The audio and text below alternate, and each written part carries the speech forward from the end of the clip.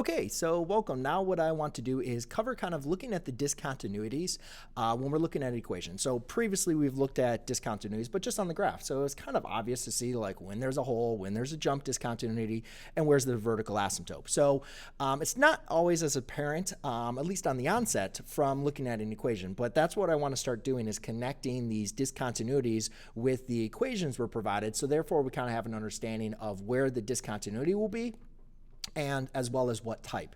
Now, the one thing that we also want to talk about is we looked at the graph, we looked at when the domain was restricted. And when the domain was restricted, we could see that there was at least going to be a hole at the domain restriction, or there was a vertical asymptote.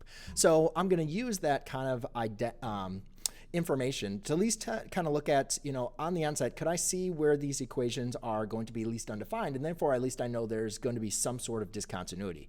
So looking at the first equation here, I have y equals 1 over x plus 2 over x plus 3. And one thing that we previously discussed was, well, we have a undefined domain at values that make the denominator equal to 0. And you can see here I have two fractions, right? So I have two opportunities for my denominator to equal 0. And if my denominator is going to equal 0, I'm going to have some discontinuity.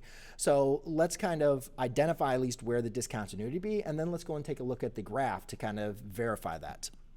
So here I can see that when x is equal to 0, I'm going to have a discontinuity. And when x equals -3, I will have a discontinuity. Because again, these values make each of these denominators 0. So therefore, the function will be undefined, and therefore the domain will not be defined there. So there's going to be a discontinuity. We just need to figure out which one it is. So I provided a link for you to follow onto Desmos, or if you want to use graphing technology, that's perfectly fine as well. Let's see if I... All right, I'll try clicking it there. All right, so Desmos opens up, and I think I have the piecewise function graph. Okay, so here's the graph. You can see why the graph is graphed right there. And you can see it looks like at 0, it looks like there's a vertical asymptote. Now again, Desmos is not going to show you the vertical asymptote. We just use the dashed line to kind of represent that. So to understand if it's a vertical asymptote, we want to see that the graph is approaching the vertical asymptote, but not actually... Oops, I'll just use my mouse. It's approaching it, but not actually going to cross it. And you can see as we're getting there, it looks like it's getting really, really close to 0, but not actually going to cross 0. Same thing, looks at -3. That was our other discontinuity. Looks like the graph is getting really, really close to -3, but not crossing it. And it might be helpful too, just to like zoom out here on this function. And you can see that these lines get really, really close, but they don't actually cross. So therefore, we're going to have two vertical asymptotes at our values. Now I'm just going to go back into our normal set here so we can look at these other graphs. So therefore, we can say determine the values x where the function is discontinuous. Oh, well, I didn't say and label them. And at each of these values, we're going to have vertical asymptotes. So let's go ahead and...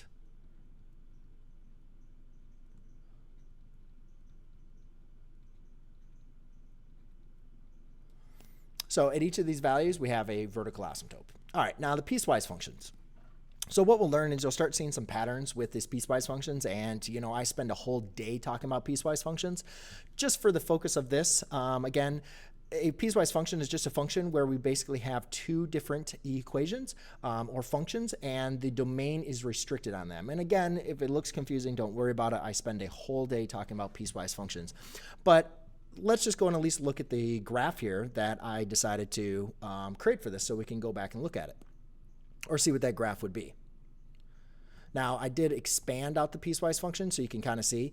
So basically that top equation, you can see I have the equation x squared plus 3, which is this blue graph. And basically the domain is restricted because x squared plus 3 would produce a full parabola, but the domain is restricted for only x values that are less than 0. And then the other graph is 3/4 x plus 2, which is a line, but the domain is restricted from x is only greater than 0. However, looking at this graph here, we can see that the graph is not continuous, right? It continues on one function here going to 0, and then you have to jump to the other function and then continue on. So therefore, the 0 is defined for this function, but it's undefined for that, or 0 is defined for the top function, but it's undefined for the bottom function. However, the domain is defined for all real values. However, this piecewise function is not connected, so therefore there's a discontinuity, and we can see that it is a jump discontinuity.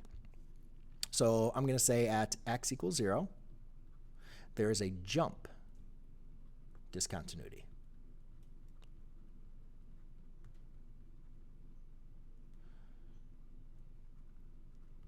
All right. And the other thing that's kind of noticed that you can kind of represent here, that jump discontinuity is basically going to be, let's just circle it here. See here, like here's where the domains of these two functions are restricted. So if there is going to be a dump discontinuity, it's going to be at 0 because you can see like one function is less than or equal to 0, one function is greater than 0. So sometimes they could be connected or they could be discontinuous, and we'll learn how to determine that here later in a later example. All right, let's go and look at the last one, x squared minus 2x divided by x. So if I just go, oh, now you want to show up over here. Okay, cool. I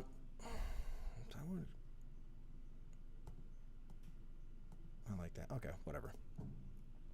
So now if we go ahead and take a look at it this way, what we can, what we see is this next example. Let's compose that down, bring this one up. It looks like it's a straight line, right? So it looks like the domain is going to be defined for all values, right? And the problem with that is that's going to be the issue with the graphing technology. They're not going to show you where exactly the hole is going to be.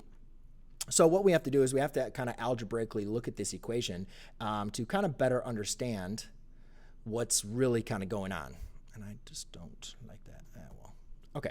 So what we can do here is you notice that if I algebraically kind of manipulate this here, that means basically if I'm going to factor out a x in the numerator, and again, we'll talk about this next class period, but if I factor this out, x minus 2 over x, what you see is these x's divide out, right? So therefore, we're just left with the equation y equals x minus 2. And that is the equation that's graphed, right? You can see negative 2 and looks like it has a slope of 1 over 1. So is there a discontinuity? And the answer is yes, because if you look at the original equation, we know if x was equal to 0, then that would be a discontinuity. Or that'd be discontinuity. But we can see it's obviously not an asymptote, right? So what type of discontinuity is the graph not showing but is actually there? And the answer is going to be it is a hole. So I don't think I can write, I can't write on this. So what the graph would actually look like is, I'll just graph it over here. At negative 2, there's actually a hole there. And that's what the graph technically looks like. So you got to be careful. You got to understand where these discontinuities could be, and don't solely just rely on graphing technology, because graphing technology is not going to show you holes. It's not going to show you asymptotes. And piecewise functions sometimes is kind of confusing to type into a graphing technology. So by just understanding at least the portions of the piecewise functions can help you go ahead and determine, where the discontinuities are going to be. So hope that helped as far as at least understanding discontinuities from looking at a graph.